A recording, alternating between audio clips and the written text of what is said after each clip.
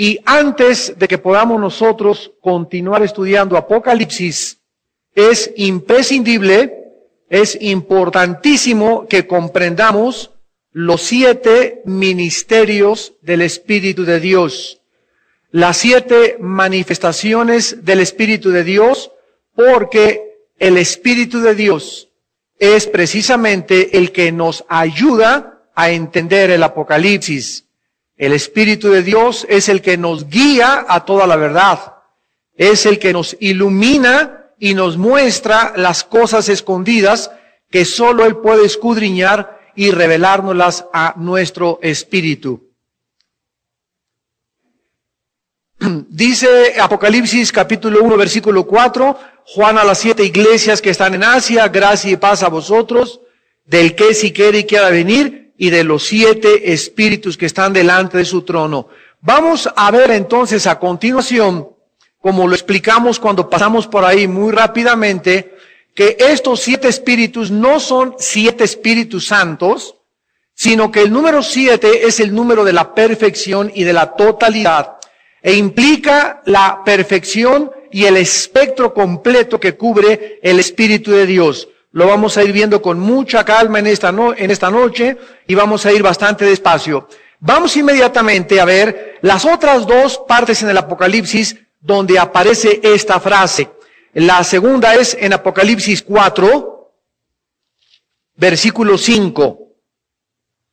Y del trono salían relámpagos y truenos y voces, y delante del trono ardían 7 lámparas de fuego, las cuales son los 7 espíritus de Dios. Cuando Juan da la introducción al libro de Apocalipsis en el capítulo 1, simplemente menciona, gracia y paz a ustedes, del que es y quiere y que ha de venir, y de los 7 espíritus de Dios. O sea, aquí está haciendo una separación, ¿verdad?, entre el Padre y el Espíritu, mostrándonos la diferencia de ministerios y mostrándonos que el Espíritu tiene un ministerio especial, y lo menciona como los 7 espíritus. La segunda vez que el Espíritu Santo usa esta frase, los menciona asociados con 7 lámparas de fuego. Vean ustedes, las lámparas son luz y el fuego es uno de los elementos que se usan precisamente para el Espíritu Santo. En el día de Pentecostés entró como un viento el Espíritu Santo y sobre cada uno de los apóstoles aparecieron pequeñas lenguas de fuego. Ahora vayamos a Apocalipsis 5, versículo 6. Y miré, y vi que en medio del trono y de los 4 seres vivientes y en medio de los ancianos estaba en pie un cordero como inmolado. Aquí es importante la palabra griega que se usa para cordero, porque en el griego hay 2 palabras para cordero. Una es arnión, que es la que se usa aquí, y se refiere a un corderito chiquito, y la otra es amnos, que se habla o se refiere a un cordero o a un borrego ya grande. Entonces aquí a Cristo se le asocia con un corderito. Mientras más chico, ustedes saben, las ovejas son más indefensos, más frágiles, más tiernos. Y la palabra inmolado es la palabra griega spato, con ese spato, que se refiere a una muerte violenta, a una muerte trágica. Entonces Jesús es visto en el cielo como un cordero pequeñito, indefenso, frágil, tierno, y al mismo tiempo que fue cruelmente asesinado. Es el cuadro o el símbolo que el apóstol Juan nos proyecta acerca de Cristo, y es el símbolo que el Espíritu Santo nos quiere transmitir a nosotros. Ahora dice a continuación que Cristo o este cordero tenía 7 cuernos. Los cuernos siempre en la Biblia nos hablan de reinos o de poderes mundiales o de autoridad de gobiernos. Cuando dice la Biblia que Cristo tenía 7 cuernos, se refiere a que Jesús tiene el poder total y completo de todos los gobiernos del mundo y del universo. Por eso se le designa como Rey de Reyes y Señor de Señores. Y dice la Biblia que también tenía 7 ojos. Sabemos que Cristo no tiene ni 7 cuernos literales, ni tampoco tiene 7 ojos, pero la Biblia nos explica el significado, los cuales son los 7 espíritus de Dios. Pero ahora vean ustedes a continuación que no solamente nos dice la Biblia que el espíritu está en la mirada de Jesús. ¿Ya lo vieron? Los ojos representan al Espíritu de Dios o la perfección del Espíritu de Dios. Y cuando el Espíritu de Dios estaba dentro de Cristo, se manifestaba a través de sus ojos. Y cuando el Espíritu quería ver, usaba los ojos de Jesús. Cuando el Espíritu quería actuar, actuaba a través de los ojos de Jesús. Jesús dijo, la lámpara, la luz del cuerpo son los ojos. Si dentro del cuerpo hay oscuridad, entonces también el ojo está oscuro. Pero dice la Biblia, además, que estos 7 espíritus de Dios son, ¿qué cosa? Enviados por toda la tierra. Si nosotros nos quedáramos aquí en Apocalipsis y no tuviéramos el libro de Isaías y no tuviéramos los otros libros de la Biblia, ¿verdad? Pues estaríamos preguntándonos cómo son enviados estos 7 espíritus, cómo pueden estar en los ojos de Jesús los 7 espíritus, pero lo vamos a descubrir y a investigar en esta noche. Ahora vayamos al Antiguo Testamento, al libro de Zacarías, capítulo 4. Zacarías, capítulo 4. Volvió el ángel que hablaba conmigo y me despertó, como un hombre que es despertado de su sueño. Y me dijo, ¿qué ves? Y respondí, he mirado y he aquí un candelabro, todo de oro, con un depósito encima y sus 7 lámparas encima del candelabro. 7 lámparas encima del candelabro y 7 tubos para las lámparas que están encima de él. Vean ustedes que es un candelabro con 1, 2, 3, 4, 5 lámparas arriba de él. Este es exactamente el símbolo y el objeto en el cual Juan fija su vista en el capítulo 1 de Apocalipsis, cuando dice, y vi a Jesús en medio de 7 candelabros o 7 candeleros de oro. Noten ustedes que ahora son 7 luces o 7 lámparas encima del candelabro. 10. Zacarías 4.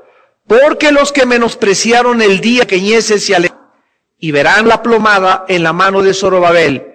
Estos 7 son los ojos de Jehová que recorren toda la tierra. A ver, en el libro de Apocalipsis son 7 lámparas, son 7 ojos y están en Cristo. En el Antiguo Testamento dice que estos 7 ojos y estas 7 lámparas que están arriba de un candelabro son los ojos de Jehová, y se dice lo mismo que en Apocalipsis 5:6, recorren toda la tierra.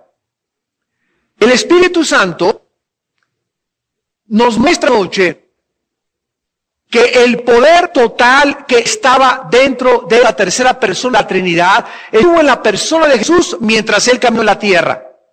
Jesucristo tenía estas 7 manifestaciones que vamos a comenzar a estudiar del Espíritu Santo.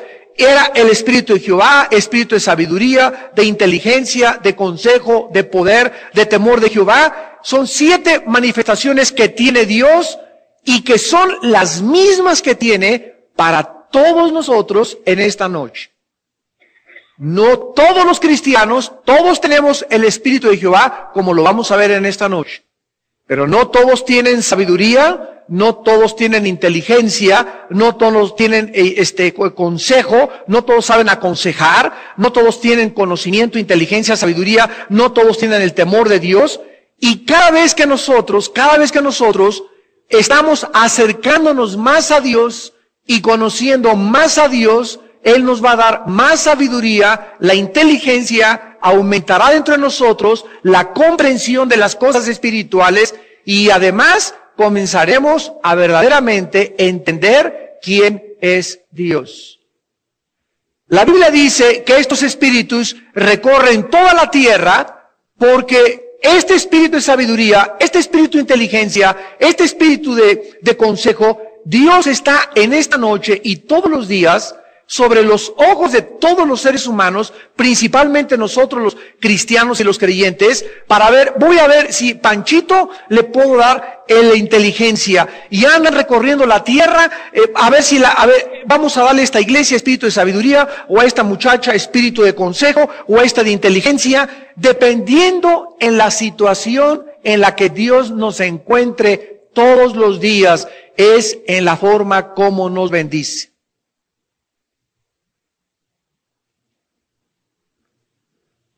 Dice en 2 Crónicas 16, 6 y 7 que Dios recorre toda la tierra buscando personas en quienes poder manifestar su poder.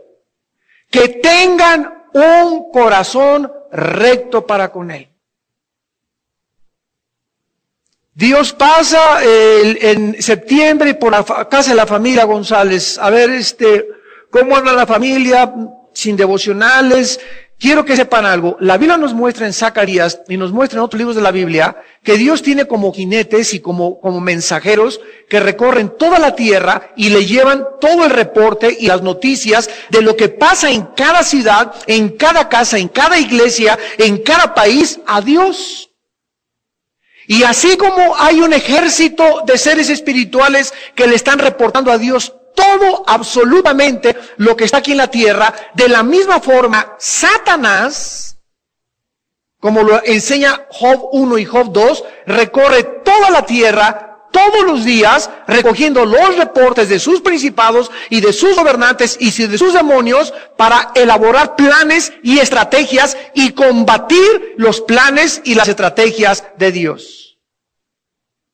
Entonces Dios recorre, en septiembre pasó a la familia González, pues ya tienen desde junio, julio y agosto la familia González, que ni devocionales, este hombre que es el jefe de la familia, sigue con sus películas pornográficas, sigue con sus revistas, sigue pegándole a su esposa, no es el jefe de la familia, y se van, y Dios no bendice a esa familia. Y luego en octubre viene una crisis financiera, está la familia González, Señor, ayúdanos, y levántanos, y danos trabajo, y mi hijo chocó, y pasó estas cosas, y ellos no entienden que necesitan rehacer su vida, arrepentirse y comenzar a caminar para que Dios comience a darle a esa familia González o a esa familia Ramírez o a esa familia X las cosas que necesitan para la vida espiritual. Pero si tú no tienes una actitud que esté demostrándole a Dios que estás cambiando, que estás creciendo, que estás desarrollándote, que quieres la santidad, que amas la pureza y que estás luchando por eso, no recibes nada del Espíritu de Dios. Dios está buscando a quien darle más y más y más y más, pero Dios trabaja bajo una ley. Él no le puede dar algo a aquel que está reteniendo o al que ha enterrado sus talentos. Es una ley inexorable espiritual y física también.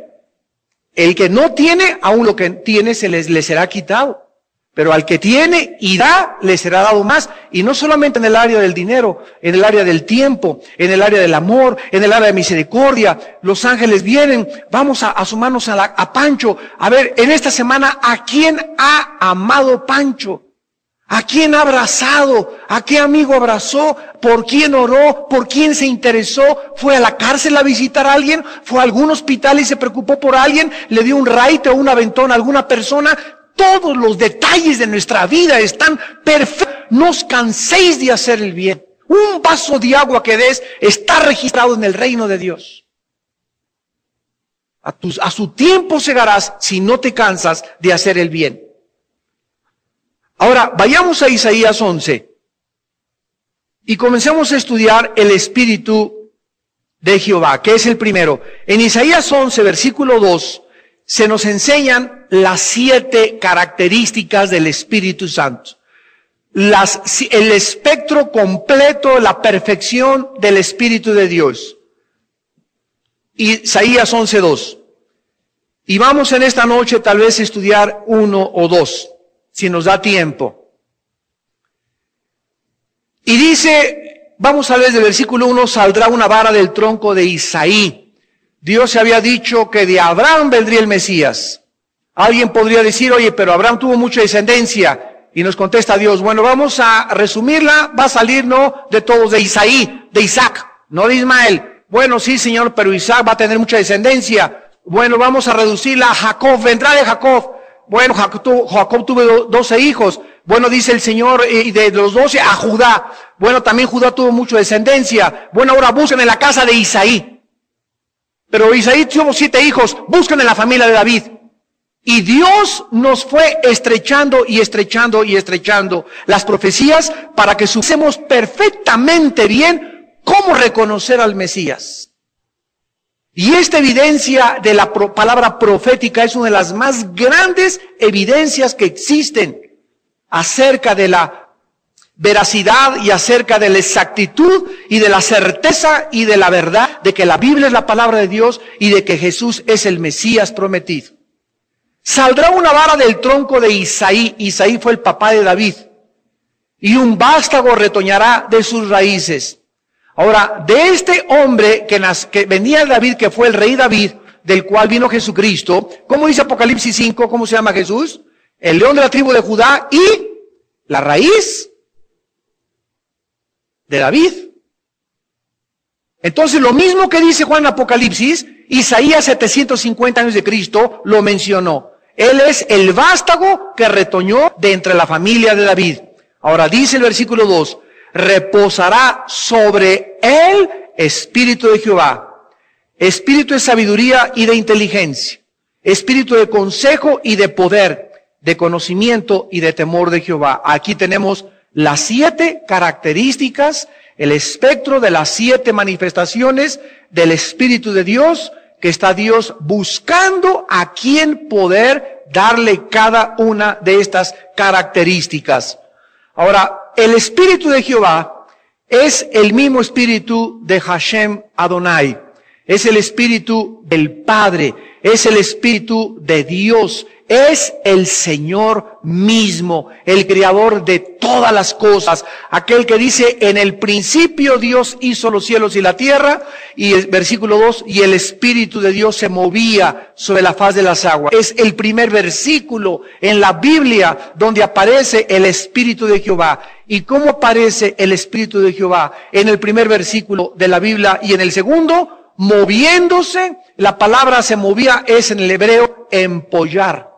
Como la gallina se para arriba de los huevitos y comienza a hacerle así la gallina para empollar los huevitos, así se retrata el Espíritu Santo sobre el planeta Tierra. Como una gallina cubre a un planeta, el Espíritu Santo cubrió la Tierra y la hizo empollar. La hizo que la Tierra produjera vida. Desde el principio, el Espíritu de Dios es el autor y el que da la vida. Es el Espíritu que dice en Juan 4:24, mi Padre es Espíritu, dijo Jesús. Dios es Espíritu y los que le adoran en espíritu y en verdad le tienen que adorar. Es el Espíritu de Isaías 40, versículo 13, que dice, preguntando el profeta, ¿quién enseñó al Espíritu de Jehová o le aconsejó enseñándole? Ese Espíritu de Jehová, no hay nadie en el universo que pueda enseñarle nada. Nadie ni nada, nadie le pueden enseñar. Imagínense ustedes quién puede ser superior al Espíritu de Jehová, al Espíritu de Dios, o quién le puede aconsejar. Oye, pues te aconsejo que no hagas eso. Te aconsejo que hubieras cambiado mejor de plan y no hubieras permitido eso que pasó allá abajo en la tierra. Cualquier duda que tengamos nosotros de por qué Dios actúa así, nos coloca como maestros de su Espíritu.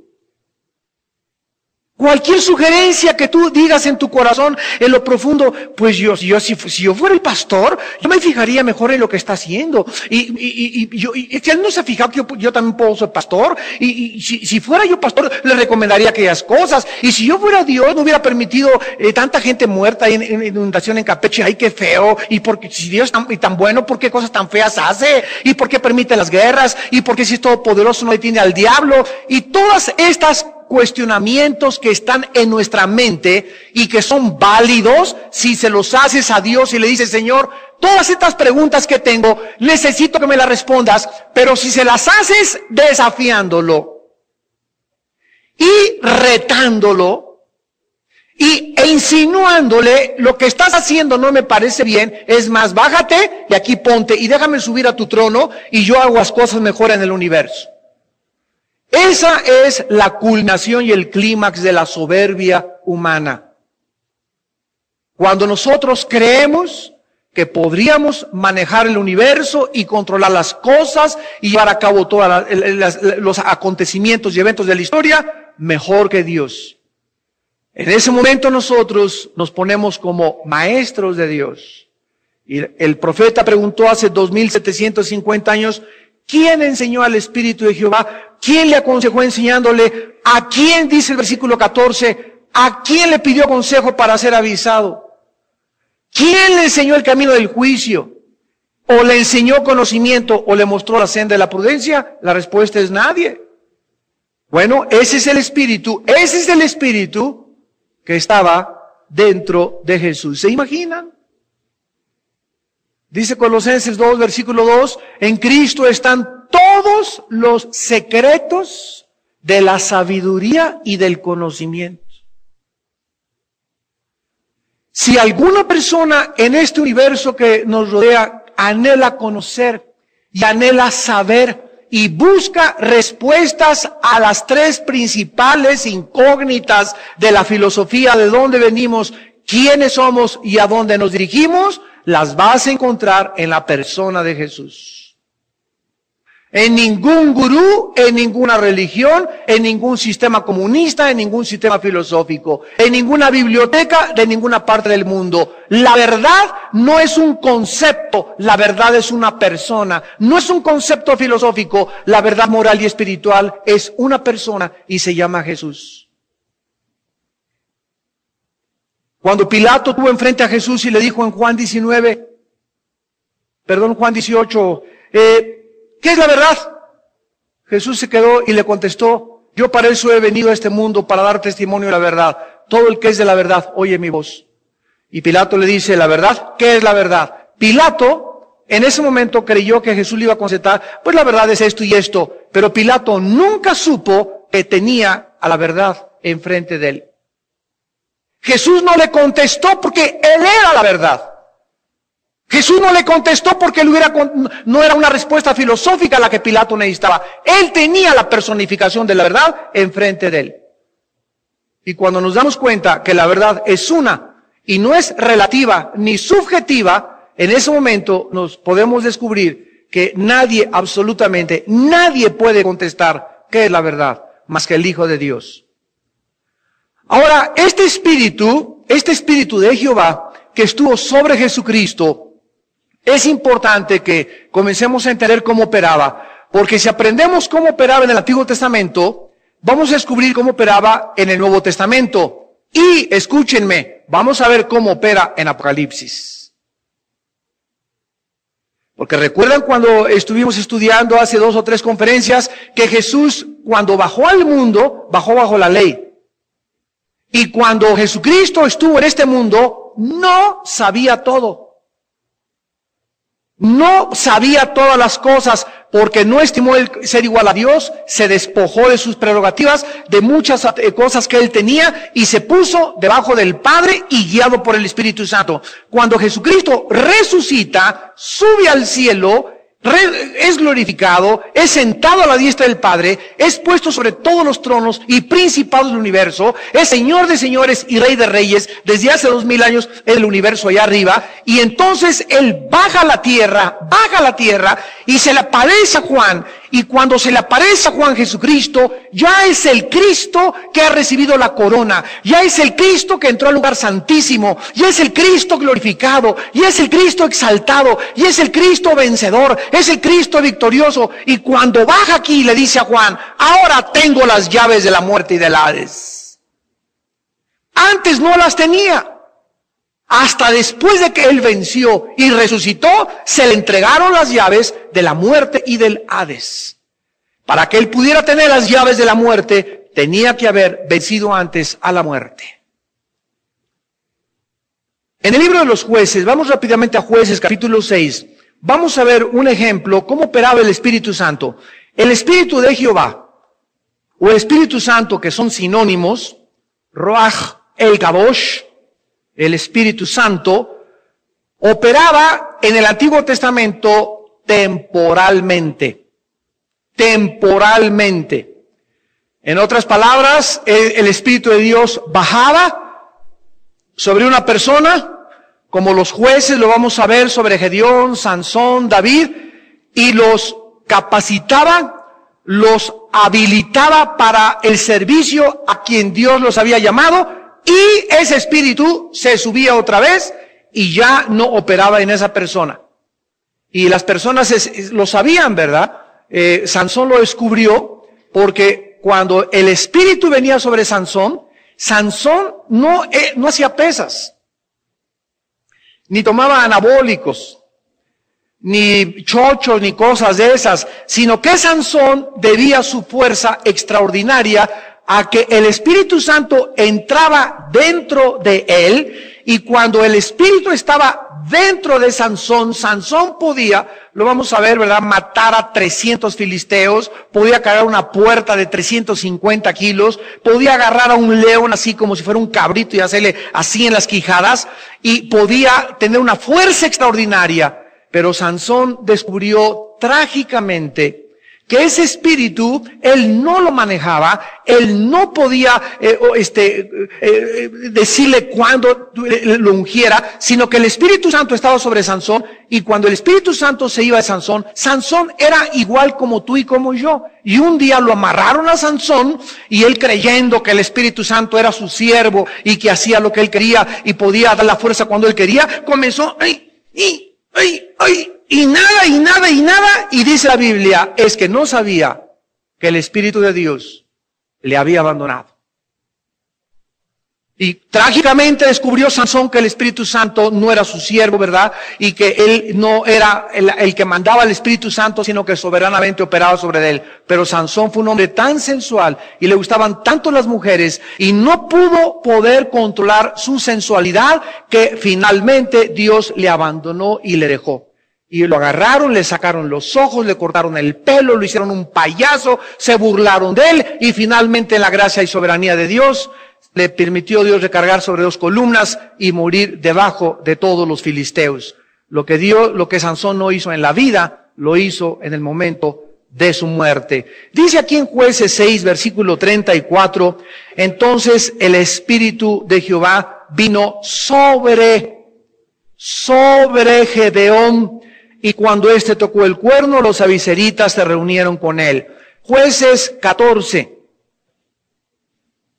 Es muy importante la palabra sobre. Jueces 14:6. El Espíritu de Jehová vino sobre, no dentro de, sobre Sansón, quien despedazó al león como quien despedaza un cabrito, sin tener nada en su mano, o sea, con las puras manos, y no declaró ni a su padre ni a su madre lo que había hecho. Jueces 15, versículo 14, y así que vino hasta Leí, está hablando de Sansón, 15:14, Jueces.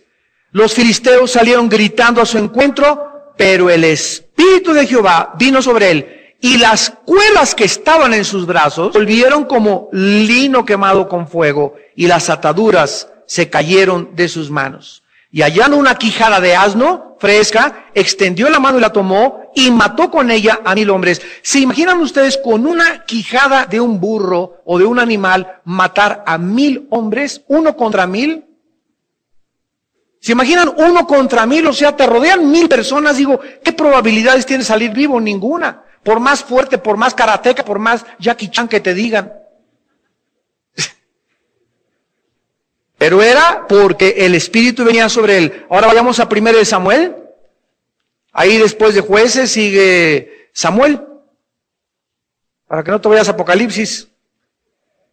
1 Samuel 16. Versículo 13. 1 Samuel 16, 13.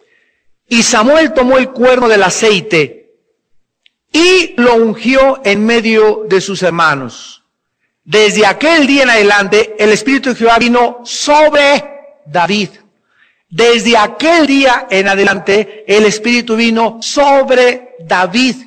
Y se levantó luego Samuel y se volvió a Ramá. Vemos nosotros que entonces el Espíritu Santo venía sobre las personas, las capacitaba y les daba poder. Entonces el Espíritu Santo los dejaba. El Espíritu Santo en el Antiguo Testamento no entró dentro de las personas para morar y hacer su habitación permanente como lo hizo y como lo tenemos actualmente todos los que hemos entregado nuestra vida al Hijo de Dios. Estas son las diferentes operaciones en el Antiguo Testamento, en el Nuevo Testamento. Ahora, en el Nuevo Testamento, cuando una persona se convierte, escúcheme con mucho cuidado, recibe al Espíritu de Jehová para entrar dentro de persona. Y dice Efesios 1, 13 y 14, que el momento en que el Espíritu entra es un sello. Es un sello. La presencia del Espíritu Santo es un sello permanente el día de mi resurrección. Es un sello, es una garantía del Espíritu en mi vida de que le pertenezco a Dios. De que le pertenezco a Dios. Ahora, después de Pentecostés, recibieron ya los discípulos el Espíritu Santo, pero en Pentecostés fueron llenos del Espíritu Santo. Y después fueron otra vez llenos del Espíritu Santo. Y después fueron otra vez llenos del Espíritu Santo. Y dice, venía el Espíritu sobre de ellos. Y hacían esto. Y venía sobre Pablo, no dentro porque ya lo tenían, venía sobre de ellos y hacían tal o tal cosa. Y por eso hay tanta confusión entre recibir el Espíritu Santo y el bautismo del Espíritu Santo. ¿Cuál es la diferencia? Bueno, dice, hay 2 pasajes, Romanos 6 del 1 al 4 y 1 Corintios 12, 13. En el momento que una persona recibe al Espíritu de Jehová, al Espíritu Santo o al Espíritu de Cristo, que es lo mismo, lo vamos a ver ahorita en Romanos 8, en ese momento yo le pertenezco a Dios, he sido sellado con el Espíritu Santo, con cuidado, el Espíritu Santo nunca, jamás se va a salir de mí, nunca, nunca, nunca, nunca, hasta que yo resucite. Que me porto mal, el Espíritu Santo se contrista, le causo dolor, me sigo portando mal, lo apago. Reduzco su influencia dentro de mí, lo limito, lo bloqueo y ya Dios ya es un cristiano totalmente entregado al juicio de Dios.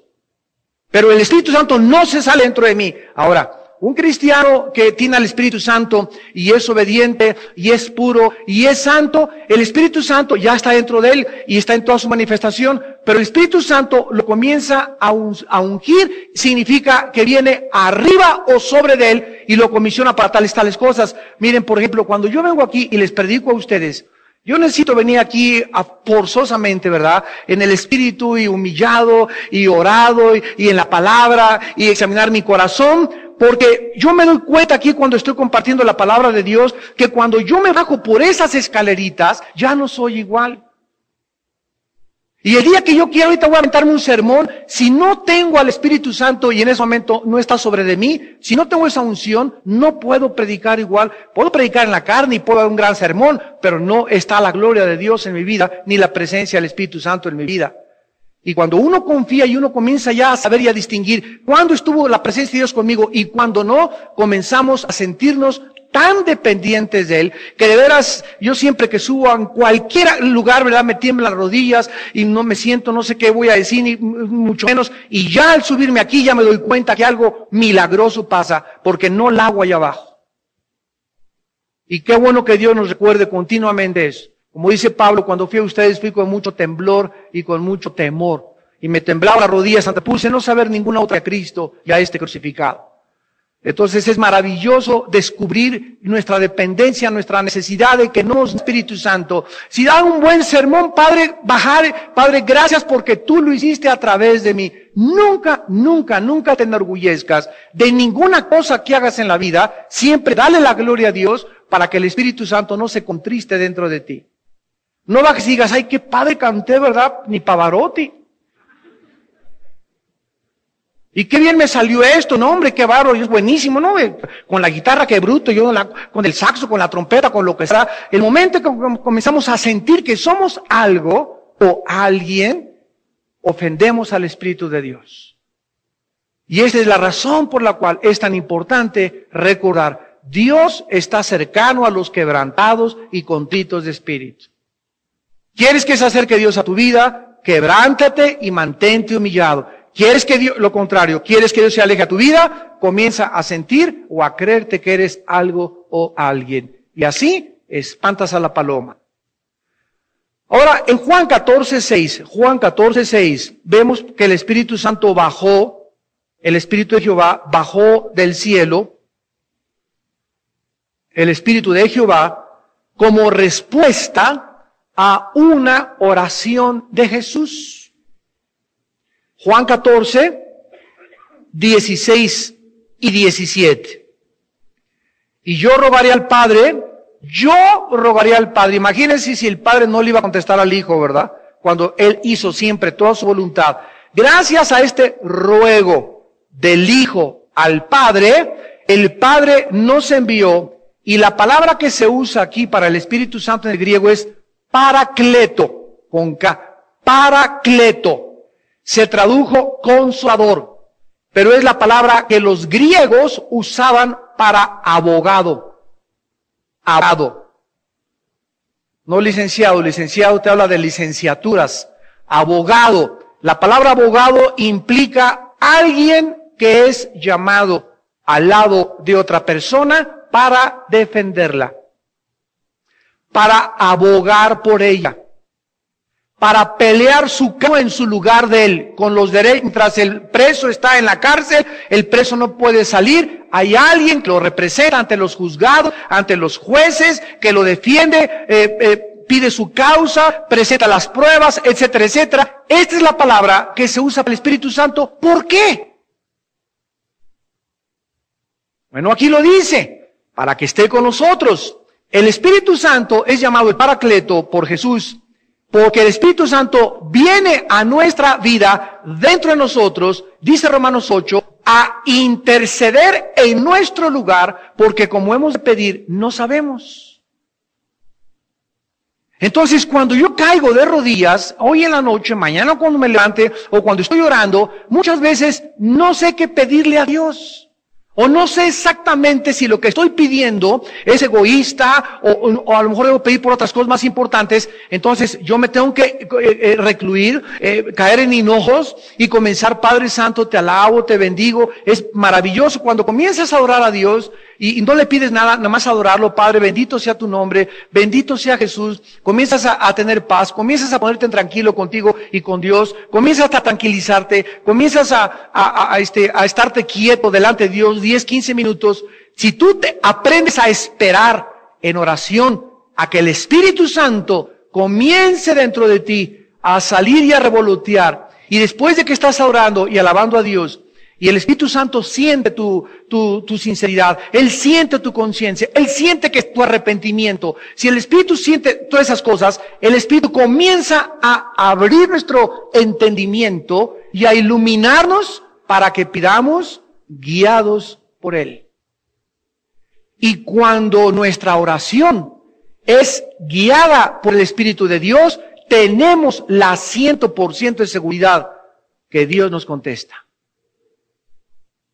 Porque es el Espíritu el que intercede con gemidos indecibles. Y estas no son lenguas, como muchos creen. Ahí dice gemidos que no se pueden decir, o sea, la intención de tu espíritu. Él comienza a sentir lo que más profundo deseas. A lo mejor la hermana le está pidiendo a Dios por otra hermana, pero la hermana en su corazón anhela que su hija se salve. El hermano anhela que su hijo deje las drogas. Y él sabe la intención y el deseo de nuestro corazón. Y cuando nos ven en esa pureza y en esa santidad, el Espíritu Santo comienza a fluir a través de nosotros, a iluminar nuestros pensamientos, para que comencemos a pronunciar palabras que a lo mejor ni siquiera nos salen de la boca, pero la pura intención la conoce el Espíritu, se la comunica al Padre y el Padre nos da la respuesta porque es conforme al Espíritu de Dios nuestra oración.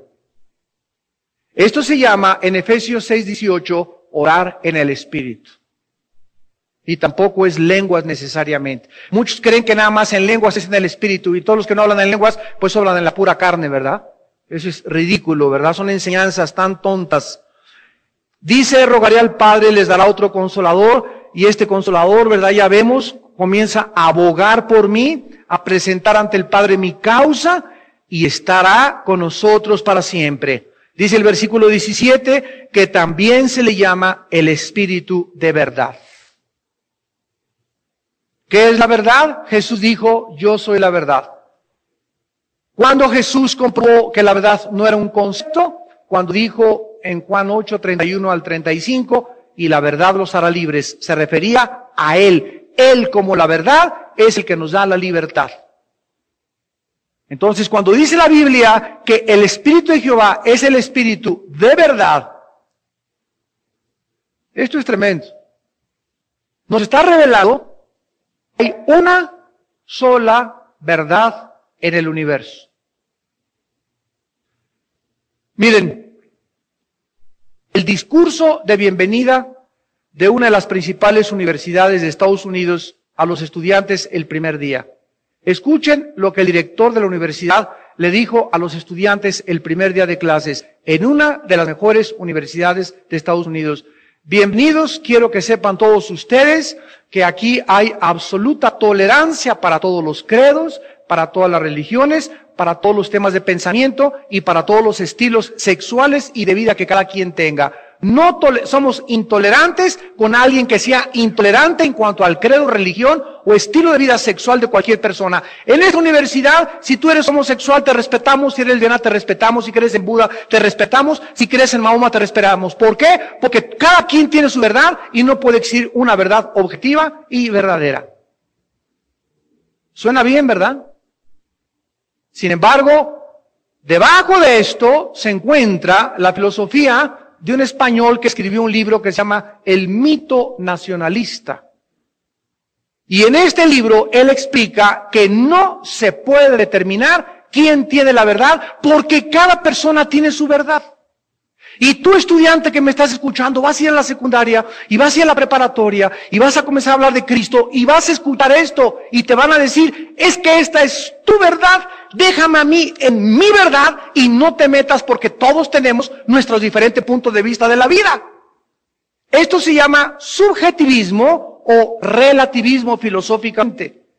O sea, no existe una verdad absoluta. Son muy verdades y cada quien tiene su punto diferente de la verdad. En otras palabras, cada quien tiene la razón, cada quien tiene el derecho de determinar por sí mismo qué es la verdad. Imagínense nada más que es el mundo y la cultura en la que estamos viviendo.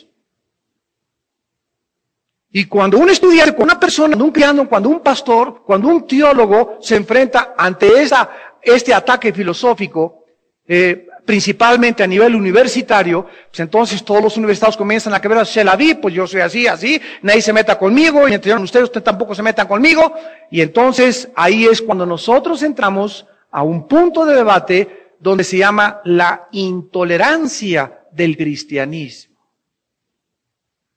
¿Por qué? Ahorita, miren, hace 4 días, ahí en Toluca, Alan, mi hijo, que es pastor y presidente de la Alianza de Pastores de Toluca, me dijo, papá, ¿sabes qué? Que tuvimos aquí una reunión y vinieron budistas, vinieron rabinos, vinieron testigos de Jehová, vinieron sintoístas, vinieron musulmanes, nos invitaron a los cristianos evangélicos, fue quién sabe quién, de qué iglesias representantes, había católicos. Y el tema en el panel hace 4 o 5 días en Toluca, fueron invitados por el gobierno para debatir lo que se llama la tolerancia religiosa.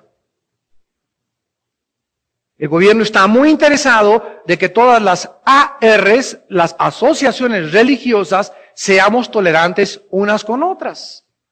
Y la tolerancia cabe entre nosotros en el sentido, por ejemplo, el cristianismo se diferencia del catolicismo, se diferencia de los musulmanes, en que el catolicismo y los musulmanes y los mahometanos obligan a la gente a que sea musulmana, y si no se le considera infieles y usan la fuerza para convertirlos. Y la meta del mundo musulmán es convertir a Occidente a través de la fuerza y matar inclusive al que se resista. Y esto está en el libro del Corán. El cristianismo se diferencia en que Jesús dijo, el que cree, venga a mí y beba. El que tenga sed, venga a mí y beba. Y de tal manera para que cualquiera que en mí crea no se pierda, mas tenga vida eterna. Dios nos invita a que vengamos a Él. Nosotros nunca obligamos ni forzamos a nadie a venir a Jesús. Entonces somos tolerantes y no vamos a atacar a los mormones, ni a los católicos, ni a los musulmanes, etcétera, etcétera. Pero cuando se trata de definir quién tiene entre todas las religiones de la verdad, y el budista dice que él, y el musulmán dice que él, y el judío dice que él, cuando el cristiano repara y relincha y se levanta y dice, un momentito, es imposible, lógica y filosóficamente, que haya 7 verdades aquí, por lo que tiene que haber una, inmediatamente se le considera intolerante. Se le acusa de revoltoso, orgulloso, exclusivista, radical, y es que el panzoncito gordito que tú tienes, que es Buda, ¿es la verdad? Mira, quiero decirte una cosa, cuando estamos tratando de determinar quién es el que tiene la verdad, se necesita forzosamente investigar las evidencias. Miren rápidamente un ejemplo, aunque me tome aquí un poquito más de tiempo.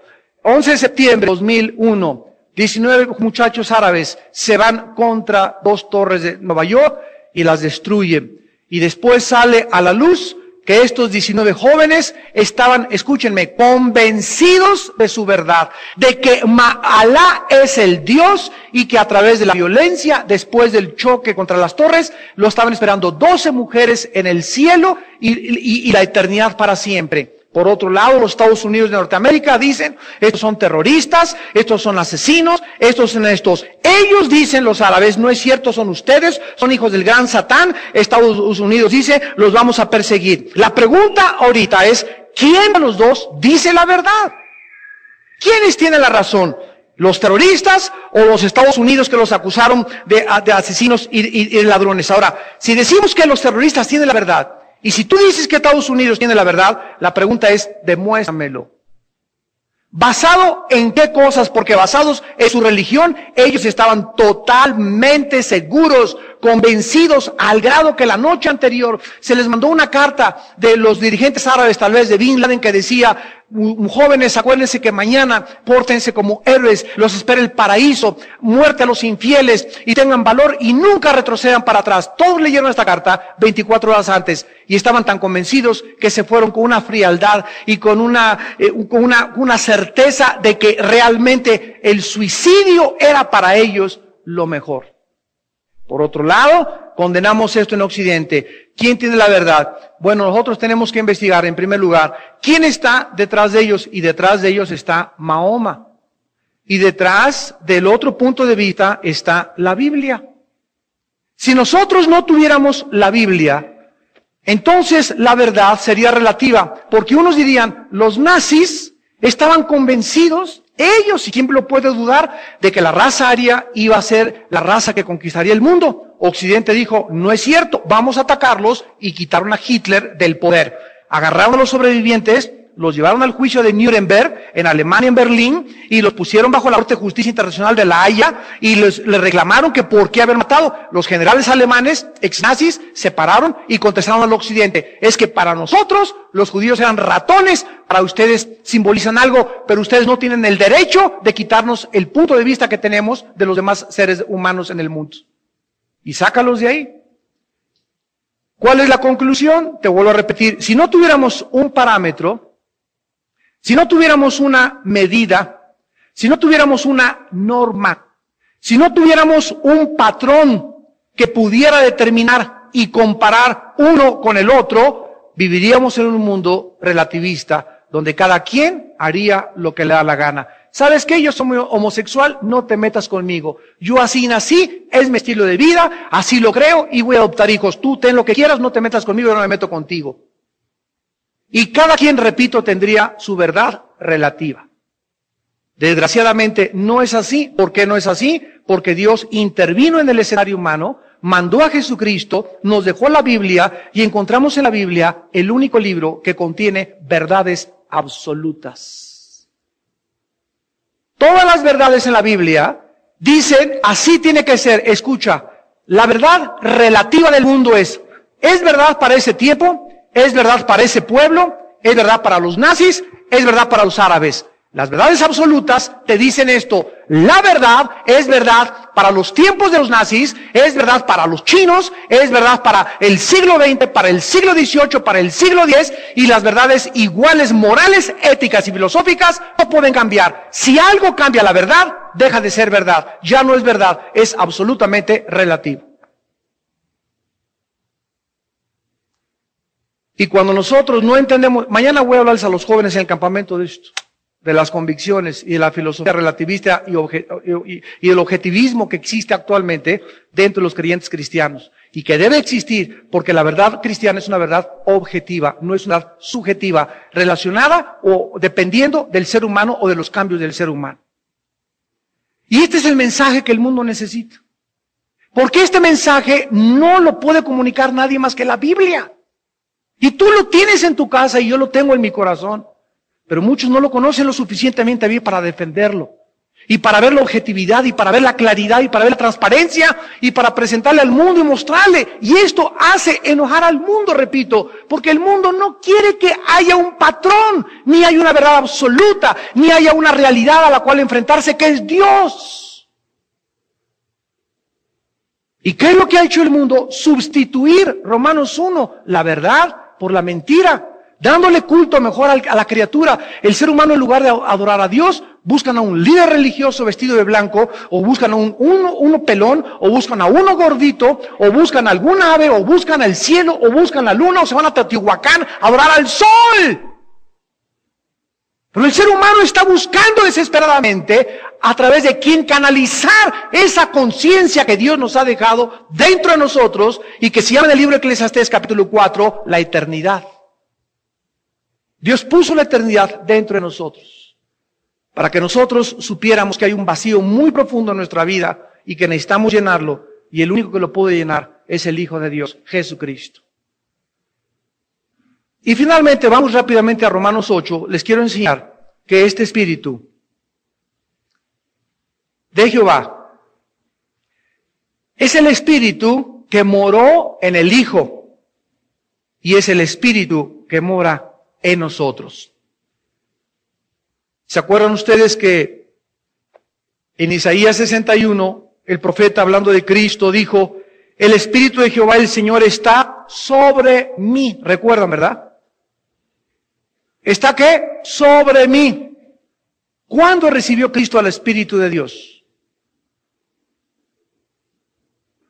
Cristo tenía al Espíritu de Dios desde que nació. Pero caminó Cristo 30 años, 1, 2, 3, 20, 25, a 30 años. Y durante 30 años el Espíritu de Dios estaba dentro de él. ¿Por qué? Porque dice en Hebreos 5 que conforme padeció, aprendió la obediencia a los 12 años, sorprendió con su sabiduría a los intérpretes y a los sabios de la ley en Jerusalén. Ella tenía el Espíritu de Dios, pero vino sobre él a los 30 años en su bautismo en el río Jordán.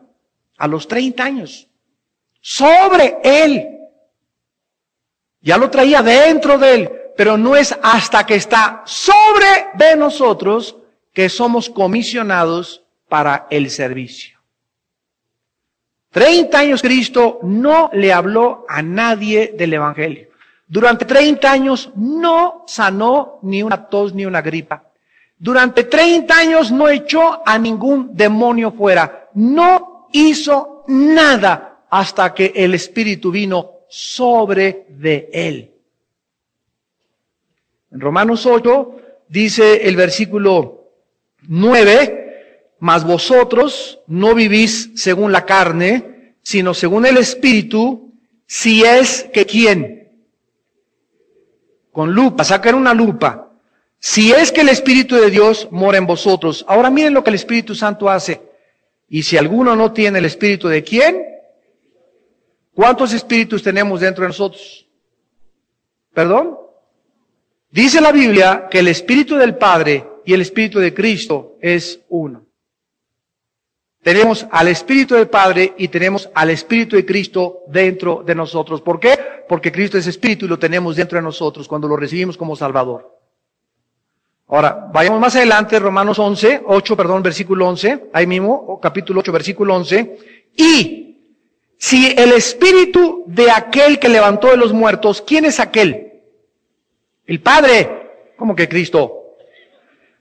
Y si el Espíritu de aquel que levantó de los muertos a Jesús, aquel es el Padre, o sea, y si el Espíritu del Padre, que fue el que levantó a Jesús de los muertos, mora en vosotros, ¿verdad? Otra vez se vuelve a decir que el Espíritu de Jehová está morando dentro de nosotros. Dice, el que levantó los muertos a Cristo Jesús, o sea, el Padre, vivificará también vuestros cuerpos mortales por su Espíritu que mora en vosotros. O sea, Dios el Padre, con su Espíritu, lo envía, le da vida a Jesús, lo levanta entre los muertos, y ese Espíritu que resucitó a Cristo hace 2000 años, está dentro de nosotros morando. Y cuando nosotros muramos, va a hacer lo mismo que hizo con Jesús.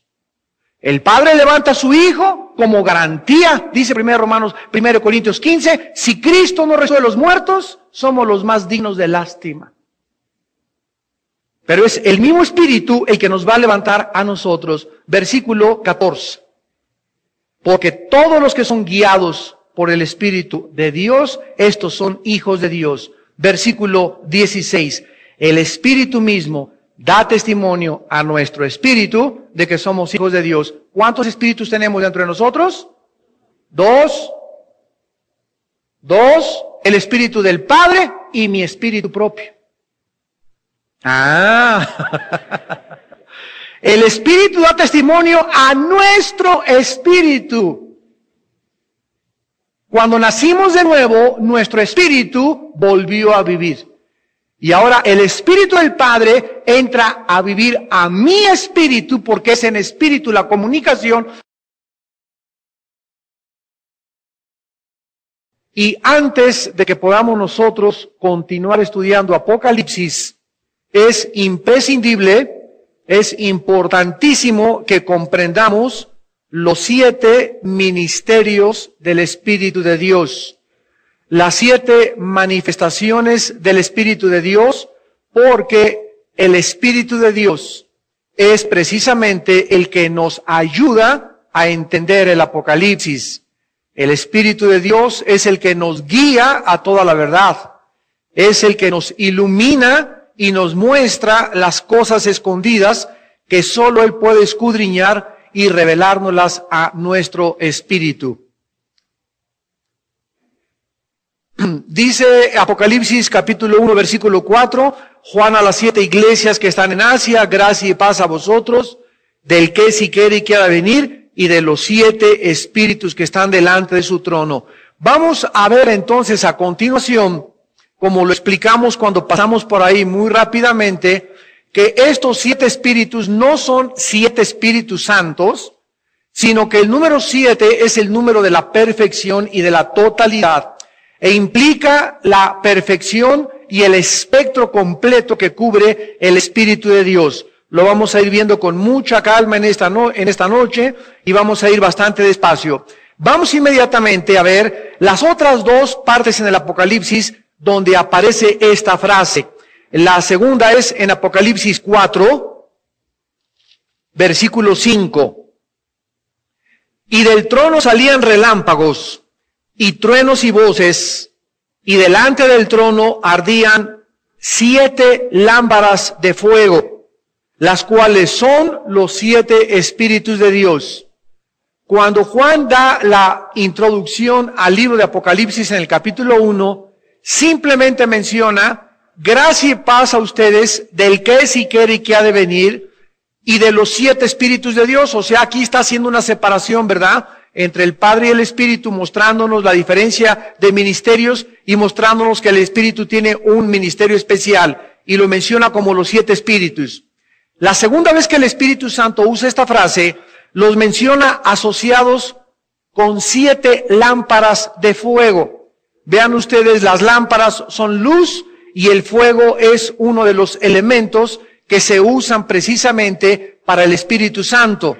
En el día de Pentecostés entró como un viento el Espíritu Santo y sobre cada uno de los apóstoles aparecieron pequeñas lenguas de fuego.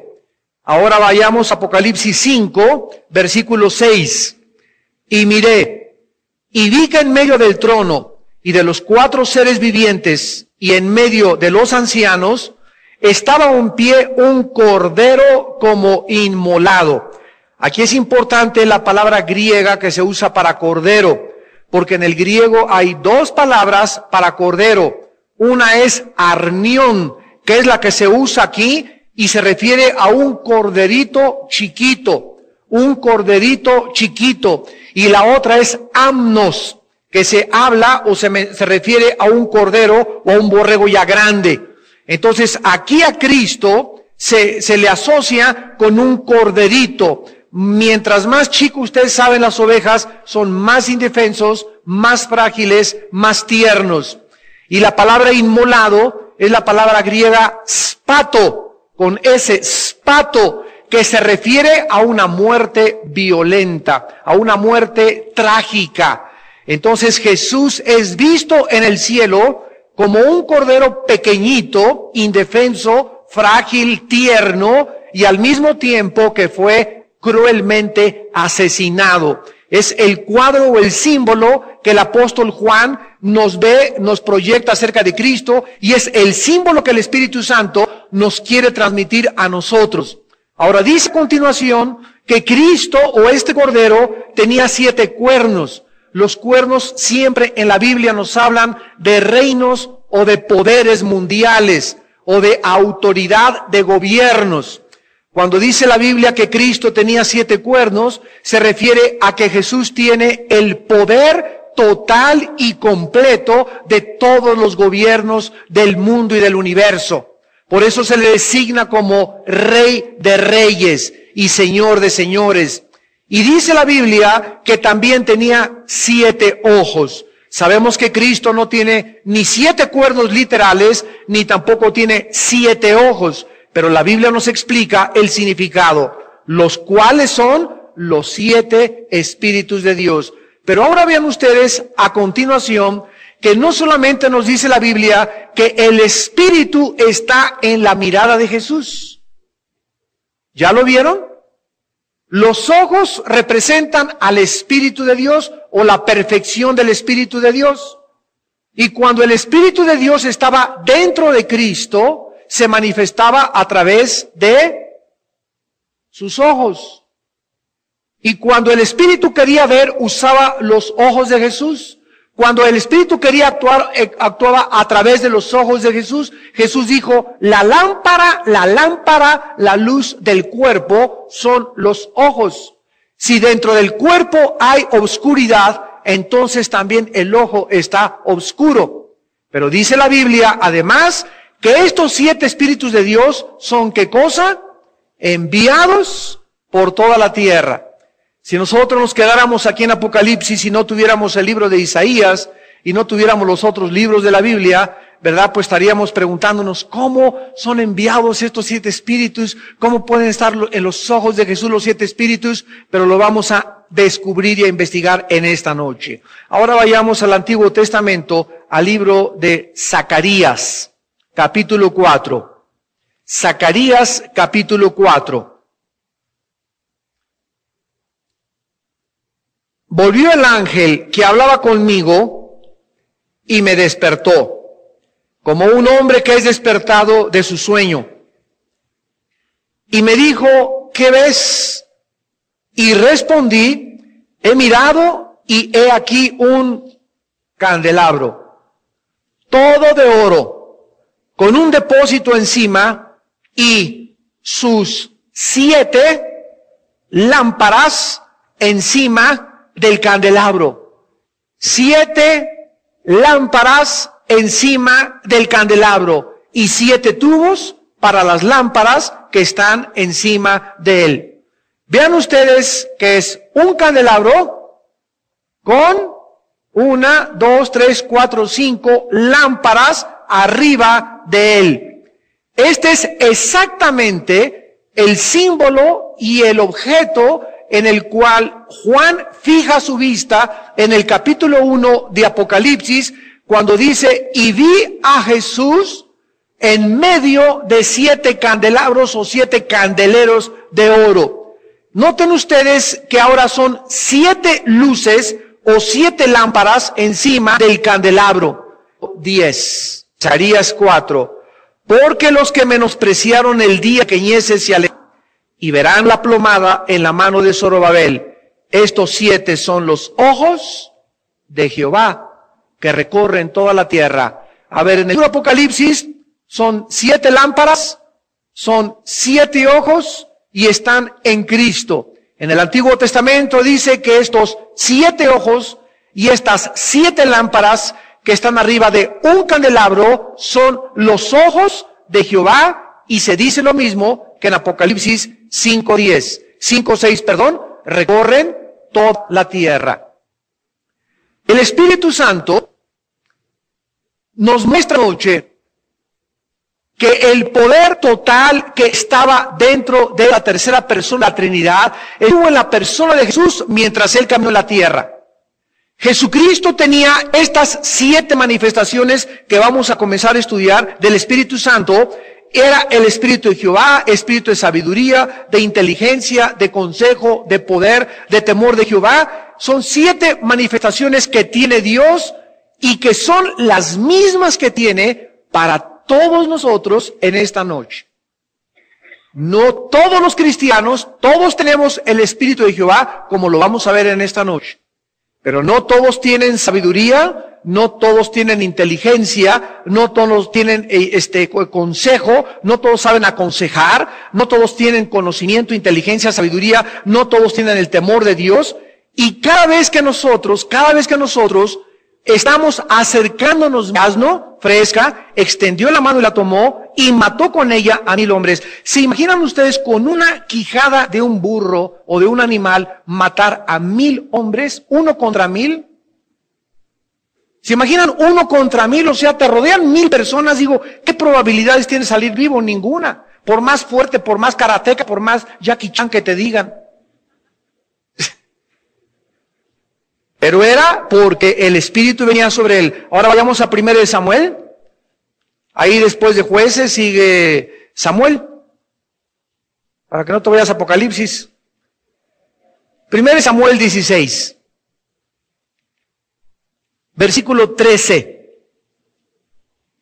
1 Samuel 16, 13. Y Samuel tomó el cuerno del aceite y lo ungió en medio de sus hermanos. Desde aquel día en adelante, el Espíritu de Jehová vino sobre David. Desde aquel día en adelante, el Espíritu vino sobre David. Y se levantó luego Samuel y se volvió a Ramá. Vemos nosotros que entonces el Espíritu Santo venía sobre las personas, las capacitaba y les daba poder.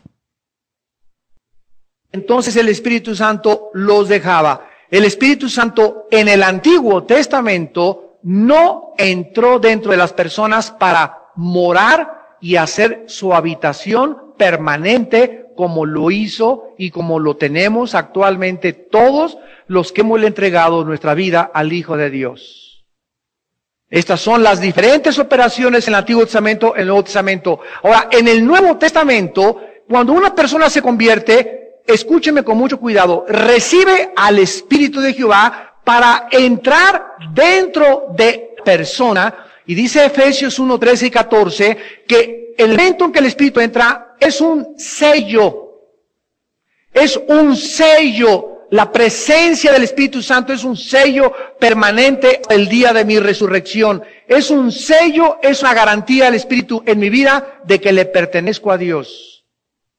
De que le pertenezco a Dios. Ahora, después de Pentecostés, recibieron ya los discípulos el Espíritu Santo, pero en Pentecostés fueron llenos del Espíritu Santo.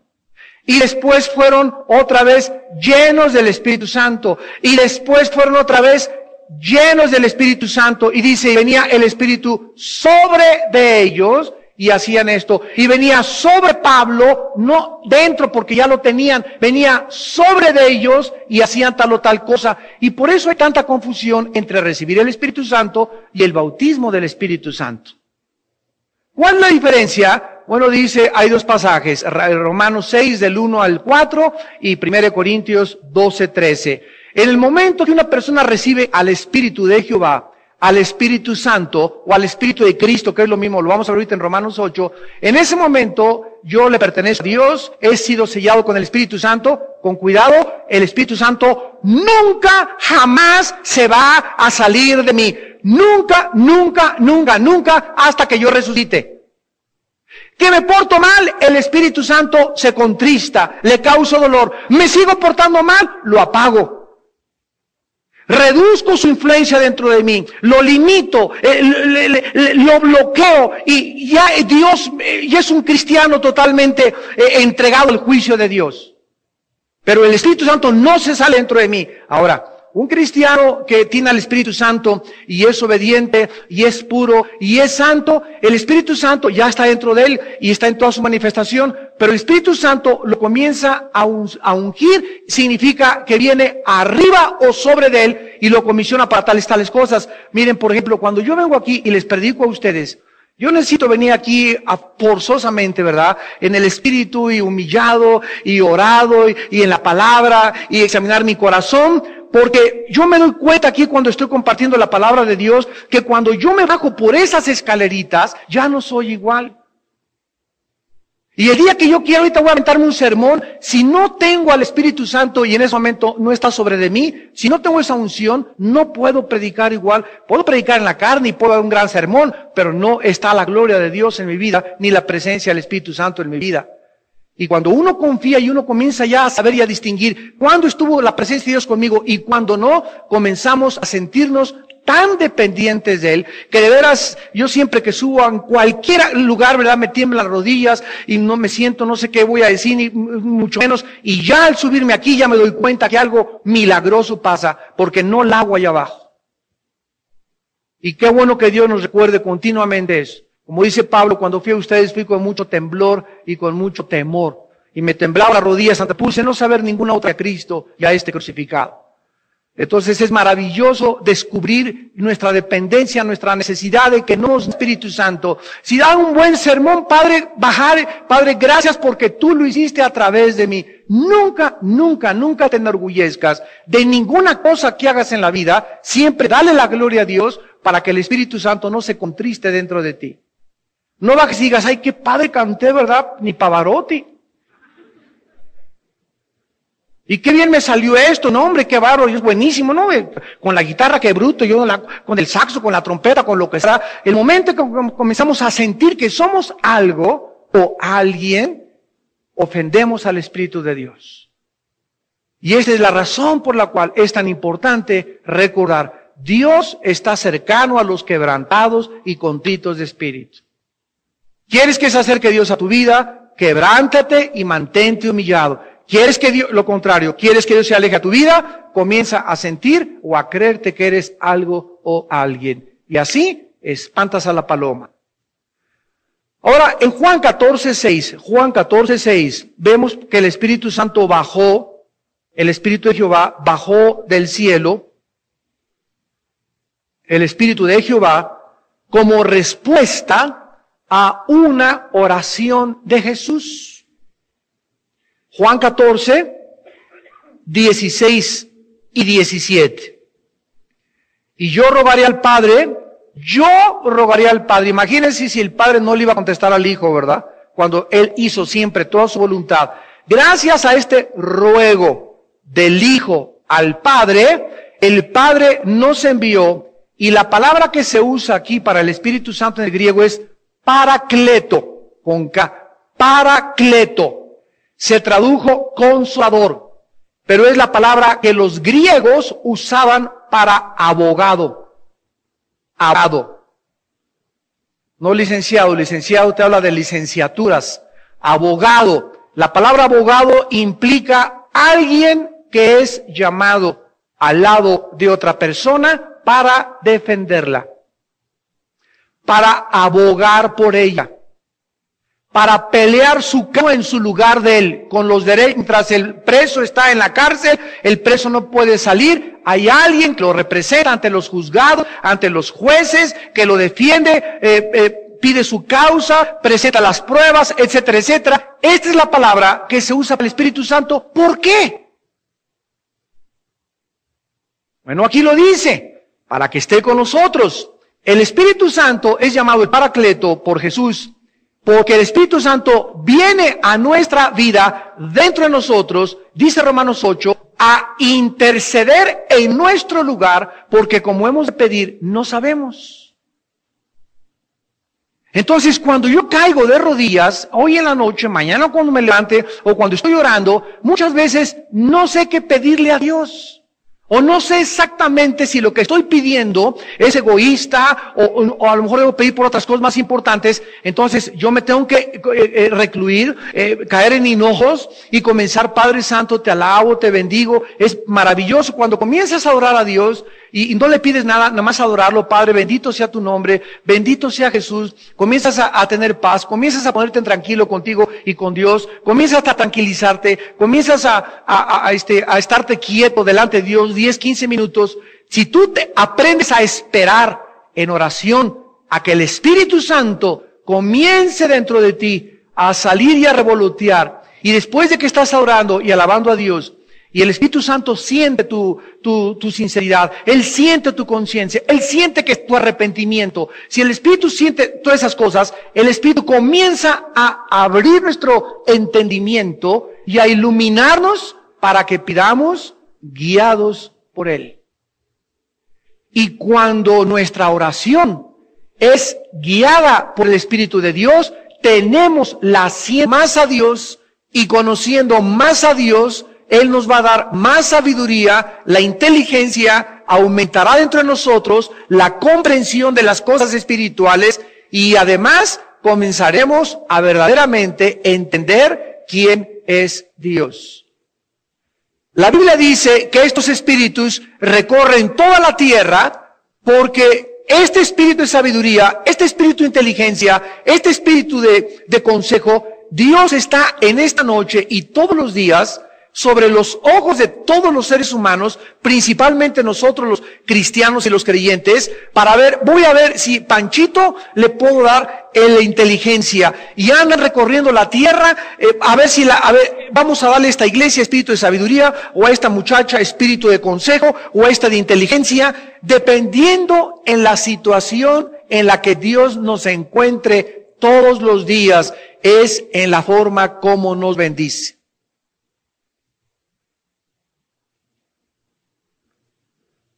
Dice en 2 Crónicas 16, 6 y 7 que Dios recorre toda la tierra buscando personas en quienes poder manifestar su poder, que tengan un corazón recto para con Él.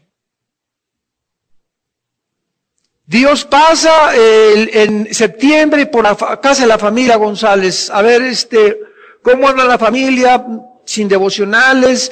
Quiero que sepan algo, la Biblia nos muestra en Zacarías y nos muestra en otros libros de la Biblia que Dios tiene como jinetes y como mensajeros que recorren toda la tierra y le llevan todo el reporte y las noticias de lo que pasa en cada ciudad, en cada casa, en cada iglesia, en cada país a Dios. Y así como hay un ejército de seres espirituales que le están reportando a Dios todo, absolutamente, lo que está aquí en la tierra, de la misma forma, Satanás, como lo enseña Job 1 y Job 2, recorre toda la tierra todos los días recogiendo los reportes de sus principados y de sus gobernantes y de sus demonios para elaborar planes y estrategias y combatir los planes y las estrategias de Dios. Entonces Dios recorre, en septiembre pasó a la familia González, a ver, no, pues ya tienen desde junio, julio y agosto la familia González, que ni devocionales, este hombre que es el jefe de la familia, sigue con sus películas pornográficas, sigue con sus revistas, sigue pegándole a su esposa, no es el jefe de la familia, y se van, y Dios no bendice a esa familia. Y luego en octubre viene una crisis financiera, está la familia González, Señor, ayúdanos, y levántanos, y danos trabajo, y mi hijo chocó, y pasó estas cosas, y ellos no entienden que necesitan rehacer su vida, arrepentirse y comenzar a caminar para que Dios comience a darle a esa familia González, o a esa familia Ramírez, o a esa familia X, las cosas que necesitan para la vida espiritual. Pero si tú no tienes una actitud que esté demostrándole a Dios que estás cambiando, que estás creciendo, que estás desarrollándote, que quieres la santidad, que amas la pureza y que estás luchando por eso, no recibes nada del Espíritu de Dios. Dios está buscando a quien darle más y más y más y más, pero Dios trabaja bajo una ley. Él no le puede dar algo a aquel que está reteniendo o al que ha enterrado sus talentos. Es una ley inexorable espiritual y física también. El que no tiene, aún lo que tiene le será quitado. Pero al que tiene y da, le será dado más. Y no solamente en el área del dinero, en el área del tiempo, en el área del amor, en el área de misericordia. Los ángeles vienen, vamos a sumarnos a Pancho. A ver, en esta semana, ¿a quién ha amado Pancho? ¿A quién ha abrazado? ¿A qué amigo abrazó? ¿Por quién oró? ¿Por quién se interesó? ¿Fue a la cárcel a visitar a alguien? ¿Fue a algún hospital y se preocupó por alguien? ¿Le dio un raite o un aventón a alguna persona? Todos los detalles de nuestra vida están perfectos. No os canséis de hacer el bien. Un vaso de agua que des está registrado en el reino de Dios. A su tiempo segarás si no te cansas de hacer el bien. Ahora, vayamos a Isaías 11 y comencemos a estudiar el Espíritu de Jehová, que es el primero. En Isaías 11, versículo 2, se nos enseñan las 7 características del Espíritu Santo. El espectro completo, la perfección del Espíritu de Dios. Isaías 11, 2. Y vamos en esta noche tal vez a estudiar 1 o 2. Si nos da tiempo.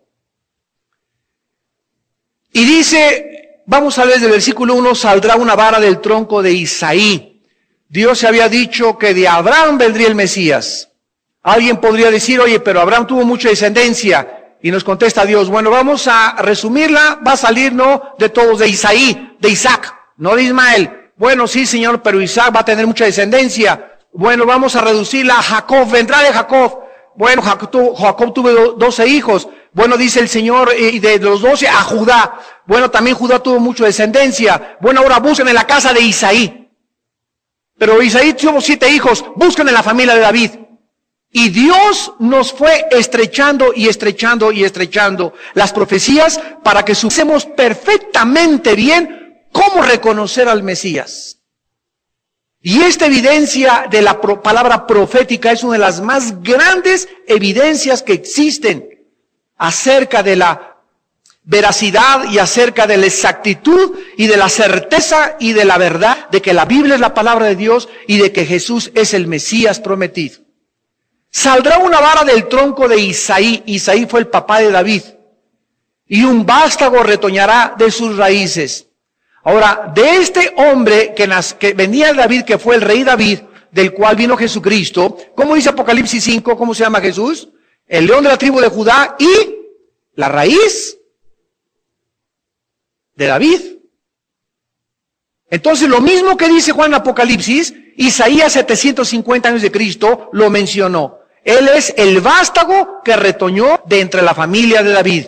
Ahora, dice el versículo 2, reposará sobre él Espíritu de Jehová, espíritu de sabiduría y de inteligencia, espíritu de consejo y de poder, de conocimiento y de temor de Jehová. Aquí tenemos las 7 características, el espectro de las 7 manifestaciones del Espíritu de Dios, que está Dios buscando a quien poder darle cada una de estas características. Ahora, el Espíritu de Jehová es el mismo Espíritu de Hashem Adonai. Es el Espíritu del Padre, es el Espíritu de Dios, es el Señor mismo, el Creador de todas las cosas, aquel que dice, en el principio Dios hizo los cielos y la tierra, y el versículo 2, y el Espíritu de Dios se movía sobre la faz de las aguas. Es el primer versículo en la Biblia donde aparece el Espíritu de Jehová. ¿Y cómo aparece el Espíritu de Jehová? En el primer versículo de la Biblia y en el segundo, moviéndose. La palabra se movía es en el hebreo empollar. Como la gallina se para arriba de los huevitos y comienza a hacerle así la gallina para empollar los huevitos, así se retrata el Espíritu Santo sobre el planeta Tierra. Como una gallina cubre a un planeta, el Espíritu Santo cubrió la Tierra y la hizo empollar. La hizo que la Tierra produjera vida. Desde el principio, el Espíritu de Dios es el autor y el que da la vida. Es el Espíritu que dice en Juan 4:24, mi Padre es Espíritu, dijo Jesús. Dios es Espíritu, y los que le adoran en espíritu y en verdad le tienen que adorar. Es el Espíritu de Isaías 40, versículo 13, que dice, preguntando el profeta, ¿quién enseñó al Espíritu de Jehová o le aconsejó enseñándole? Ese Espíritu de Jehová, no hay nadie en el universo que pueda enseñarle nada. Nadie ni nada, nadie le pueden enseñar. Imagínense ustedes quién puede ser superior al Espíritu de Jehová, al Espíritu de Dios, o quién le puede aconsejar. Oye, pues te aconsejo que no hagas eso. Te aconsejo que hubieras cambiado mejor de plan y no hubieras permitido eso que pasó allá abajo en la tierra. Cualquier duda que % de seguridad que Dios nos contesta.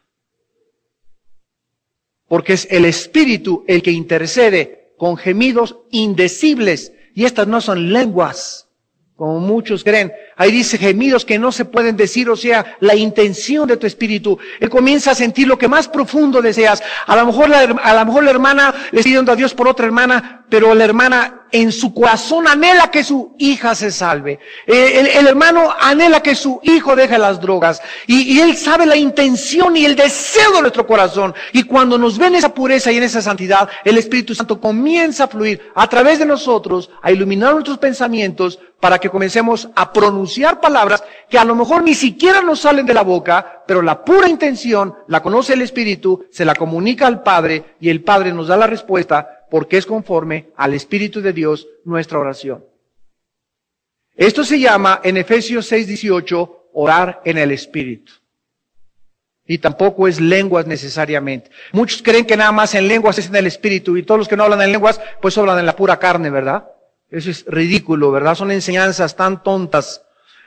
Dice, rogaré al Padre, les dará otro consolador, y este consolador, ¿verdad? Ya vemos, comienza a abogar por mí, a presentar ante el Padre mi causa, y estará con nosotros para siempre. Dice el versículo 17, que también se le llama el Espíritu de verdad.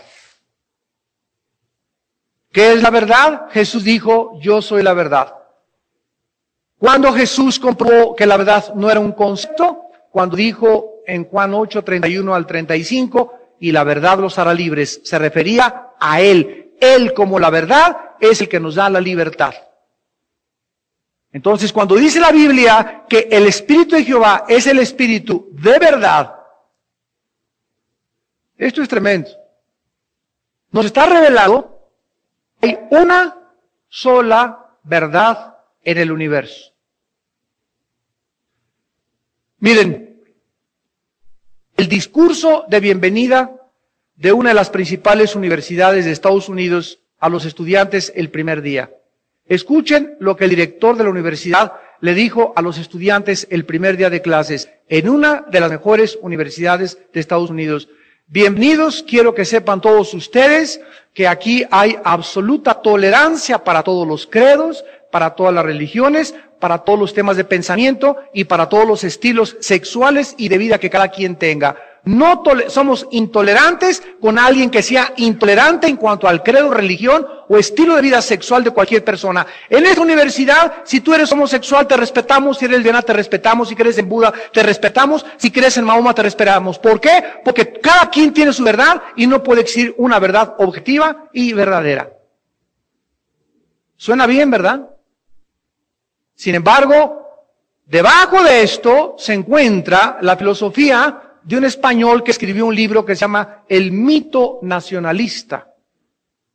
Y en este libro él explica que no se puede determinar quién tiene la verdad porque cada persona tiene su verdad. Y tú, estudiante que me estás escuchando, vas a ir a la secundaria y vas a ir a la preparatoria y vas a comenzar a hablar de Cristo y vas a escuchar esto y te van a decir, es que esta es tu verdad, déjame a mí en mi verdad y no te metas porque todos tenemos nuestros diferentes puntos de vista de la vida. Esto se llama subjetivismo o relativismo filosóficamente. O sea, no existe una verdad absoluta. Son muchas verdades y cada quien tiene su punto diferente de la verdad. En otras palabras, cada quien tiene la razón, cada quien tiene el derecho de determinar por sí mismo qué es la verdad. Imagínense nada más qué es el mundo y la cultura en la que estamos viviendo. Y cuando un estudiante, cuando una persona, cuando un cristiano, cuando un pastor, cuando un teólogo se enfrenta ante este ataque filosófico, principalmente a nivel universitario, pues entonces todos los universitarios comienzan a quebrar, se la vi, pues yo soy así, nadie se meta conmigo, y entre ustedes tampoco se metan conmigo, y entonces ahí es cuando nosotros entramos a un punto de debate donde se llama la intolerancia del cristianismo. ¿Por qué? Ahorita, miren, hace 4 días, ahí en Toluca, Alan, mi hijo, que es pastor y presidente de la Alianza de Pastores de Toluca, me dijo, papá, ¿sabes qué? Que tuvimos aquí una reunión y vinieron budistas, vinieron rabinos, vinieron testigos de Jehová, vinieron sintoístas, vinieron musulmanes, nos invitaron a los cristianos evangélicos, fue quién sabe quién, de qué iglesias representantes, había católicos. Y el tema en el panel hace 4 o 5 días en Toluca, fueron invitados por el gobierno para debatir lo que se llama la tolerancia religiosa. El gobierno está muy interesado de que todas las ARs, las asociaciones religiosas, seamos tolerantes unas con otras. Y la tolerancia cabe entre nosotros en el sentido, por ejemplo, el cristianismo se diferencia del catolicismo, se diferencia de los musulmanes, en que el catolicismo y los musulmanes y los mahometanos obligan a la gente a que sea musulmana y si no se le considera infieles y usan la fuerza para convertirlos. Y la meta del mundo musulmán es convertir a Occidente a través de la fuerza y matar inclusive al que se resista. Y esto está en el libro del Corán. El cristianismo se diferencia en que Jesús dijo, el que cree, venga a mí y beba. El que tenga sed, venga a mí y beba. Y de tal manera para que cualquiera que en mí crea no se pierda, mas tenga vida eterna. Dios nos invita a que vengamos a Él. Nosotros nunca obligamos ni forzamos a nadie a venir a Jesús. Entonces somos tolerantes y no vamos a atacar a los mormones, ni a los católicos, ni a los musulmanes, etcétera, etcétera. Pero cuando se trata de definir quién tiene entre todas las religiones de la verdad, y el budista dice que él, y el musulmán dice que él, y el judío dice que él, cuando el cristiano repara y relincha y se levanta y dice, un momentito, es imposible, lógica y filosóficamente, que haya 7 verdades aquí, por lo que tiene que haber una, inmediatamente se le considera intolerante. Se le acusa de revoltoso, orgulloso, exclusivista, radical, y es que el panzoncito gordito que tú tienes, que es Buda, ¿es la verdad? Mira, quiero decirte una cosa, cuando estamos tratando de determinar quién es el que tiene la verdad, se necesita forzosamente investigar las evidencias. Miren rápidamente un ejemplo, aunque me tome aquí un poquito más de tiempo.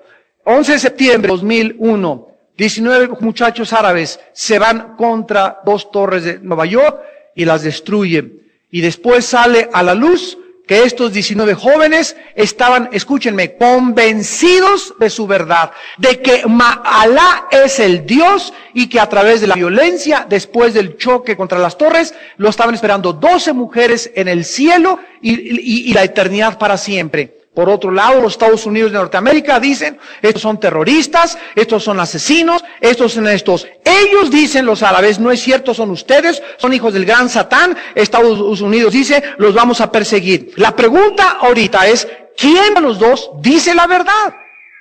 ¿Quiénes tienen la razón? ¿Los terroristas o los Estados Unidos que los acusaron de asesinos y ladrones? Ahora, si decimos que los terroristas tienen la verdad, y si tú dices que Estados Unidos tiene la verdad, la pregunta es, demuéstramelo. ¿Basado en qué cosas? Porque basados en su religión, ellos estaban totalmente seguros, convencidos, al grado que la noche anterior se les mandó una carta de los dirigentes árabes, tal vez de Bin Laden, que decía, jóvenes, acuérdense que mañana pórtense como héroes, los espera el paraíso, muerte a los infieles, y tengan valor y nunca retrocedan para atrás. Todos leyeron esta carta 24 horas antes y estaban tan convencidos que se fueron con una frialdad y con una certeza de que realmente el suicidio era para ellos lo mejor. Por otro lado, condenamos esto en Occidente. ¿Quién tiene la verdad? Bueno, nosotros tenemos que investigar en primer lugar quién está detrás de ellos, y detrás de ellos está Mahoma. Y detrás del otro punto de vista está la Biblia.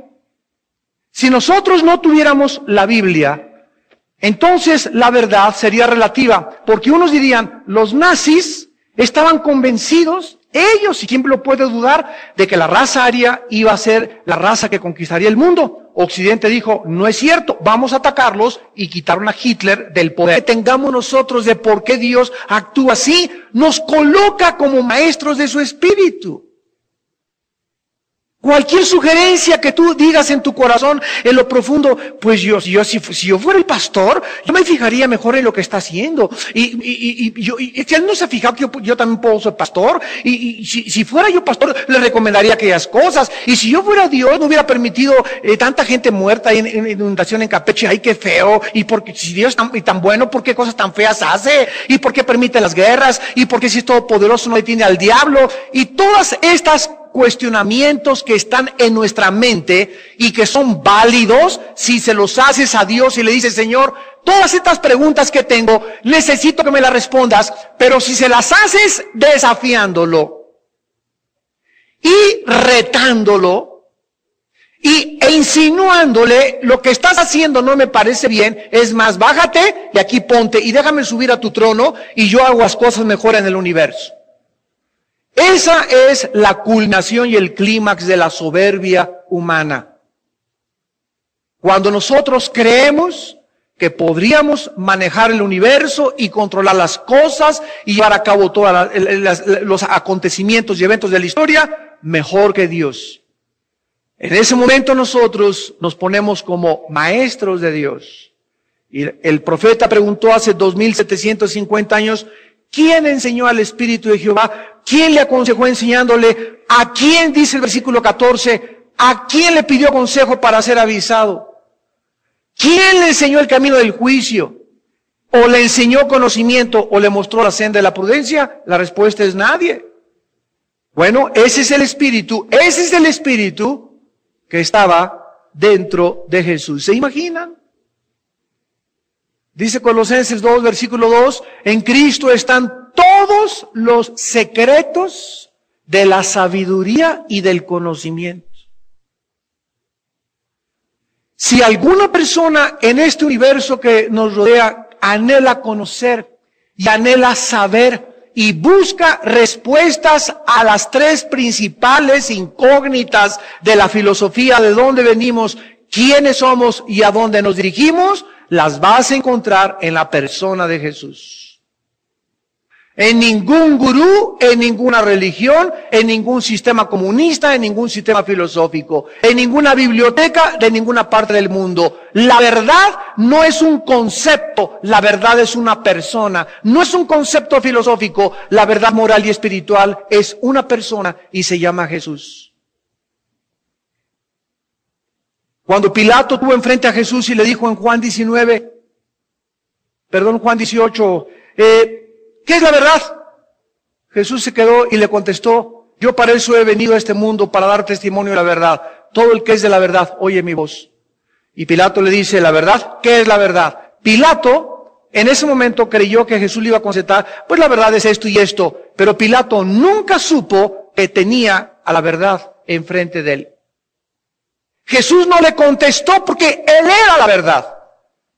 Jesús no le contestó porque no era una respuesta filosófica la que Pilato necesitaba. Él tenía la personificación de la verdad enfrente de él. Y cuando nos damos cuenta que la verdad es una y no es relativa ni subjetiva, en ese momento nos podemos descubrir que nadie, absolutamente nadie puede contestar qué es la verdad más que el Hijo de Dios.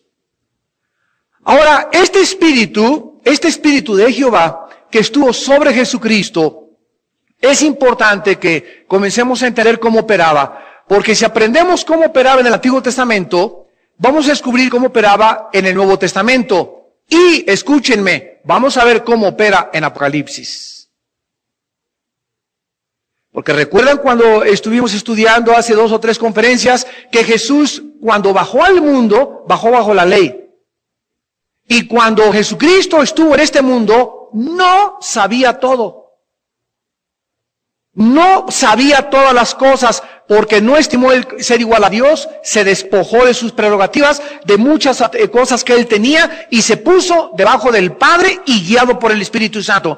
Cuando Jesucristo resucita, sube al cielo, es glorificado, es sentado a la diestra del Padre, es puesto sobre todos los tronos y principados del universo, es Señor de señores y Rey de reyes, desde hace 2000 años el universo allá arriba, y entonces Él baja a la tierra y se le aparece a Juan, y cuando se le aparece a Juan Jesucristo, ya es el Cristo que ha recibido la corona, ya es el Cristo que entró al lugar santísimo, ya es el Cristo glorificado, ya es el Cristo exaltado, ya es el Cristo vencedor, es el Cristo victorioso. Y cuando baja aquí le dice a Juan, ahora tengo las llaves de la muerte y del Hades.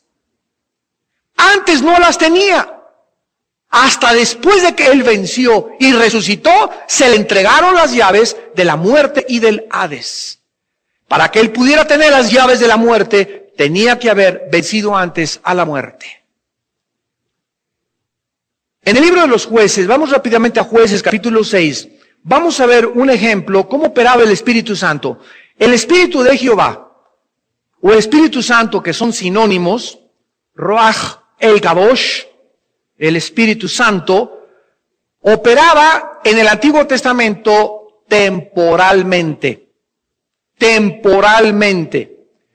En otras palabras, el Espíritu de Dios bajaba sobre una persona, como los jueces lo vamos a ver sobre Gedeón, Sansón, David, y los capacitaba, los habilitaba para el servicio a quien Dios los había llamado, y ese espíritu se subía otra vez y ya no operaba en esa persona.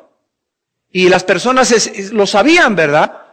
Sansón lo descubrió porque cuando el espíritu venía sobre Sansón, Sansón no hacía pesas, ni tomaba anabólicos, ni chochos, ni cosas de esas, sino que Sansón debía su fuerza extraordinaria a que el Espíritu Santo entraba dentro de él, y cuando el Espíritu estaba dentro de Sansón, Sansón podía, lo vamos a ver, ¿verdad?, matar a 300 filisteos, podía cargar una puerta de 350 kilos, podía agarrar a un león así como si fuera un cabrito y hacerle así en las quijadas, y podía tener una fuerza extraordinaria. Pero Sansón descubrió trágicamente que ese espíritu, él no lo manejaba, él no podía decirle cuándo lo ungiera, sino que el Espíritu Santo estaba sobre Sansón, y cuando el Espíritu Santo se iba de Sansón, Sansón era igual como tú y como yo. Y un día lo amarraron a Sansón, y él, creyendo que el Espíritu Santo era su siervo, y que hacía lo que él quería, y podía dar la fuerza cuando él quería, comenzó, y nada, y dice la Biblia, es que no sabía que el Espíritu de Dios le había abandonado. Y trágicamente descubrió Sansón que el Espíritu Santo no era su siervo, ¿verdad? Y que él no era el que mandaba al Espíritu Santo, sino que soberanamente operaba sobre él. Pero Sansón fue un hombre tan sensual y le gustaban tanto las mujeres, y no pudo poder controlar su sensualidad, que finalmente Dios le abandonó y le dejó. Y lo agarraron, le sacaron los ojos, le cortaron el pelo, lo hicieron un payaso, se burlaron de él, y finalmente, en la gracia y soberanía de Dios, le permitió Dios recargar sobre 2 columnas y morir debajo de todos los filisteos. Lo que Sansón no hizo en la vida, lo hizo en el momento de su muerte. Dice aquí en Jueces 6, versículo 34, entonces el Espíritu de Jehová vino sobre Gedeón, y cuando éste tocó el cuerno, los abiseritas se reunieron con él. Jueces 14. Es muy importante la palabra sobre. Jueces 14:6. El Espíritu de Jehová vino sobre, no dentro de, sobre Sansón, quien despedazó al león como quien despedaza un cabrito, sin tener nada en su mano, o sea, con las puras manos, y no declaró ni a su padre ni a su madre lo que había hecho. Jueces 15, versículo 14, y así que vino hasta Leí, está hablando de Sansón, 15:14, Jueces. Los filisteos salieron gritando a su encuentro, pero el Espíritu de Jehová vino sobre él, y las cuerdas que estaban en sus brazos volvieron como lino quemado con fuego, y las ataduras se cayeron de sus manos. Y hallando una quijada de